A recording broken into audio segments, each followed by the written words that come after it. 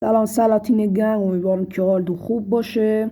ما اومدیم با یه آموزش دیگه در خدمت شما دوستان باشیم. لایک و سیو و کامنتی هایتون نره. این پست رو برای دوستان خودتون هم شیر کنید. خب رفقا، ما برای این آموزش ساخت اوپن وی پی ان رایگان هستش که بتونید ازش یک کسب درآمدی هم بکنید و خودتون هم استفاده کنید. خب از این زیاده حرف نمیزنم، بریم سراغ آموزش. لیتس گو.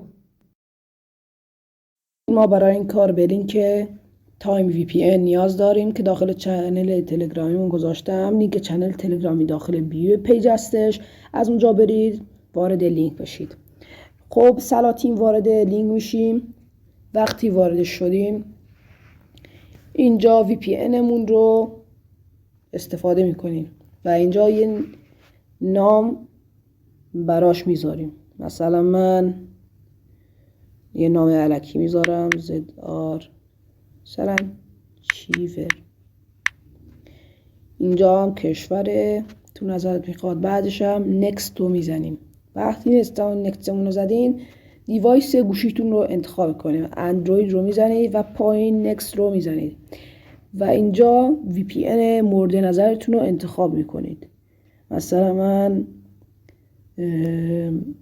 آمریکا رو، مثلا فرانکفورت رو استفاده میکنم و بعدش هم دان رو میزنم، ساب میکنم تا بیاد. وقتی آورد اینجا اوپن وی پی ان دانلودش میکنیم، دانلود میزنیم، فایل دانلود شد و باز کردن فایل رو میذاریم پایین.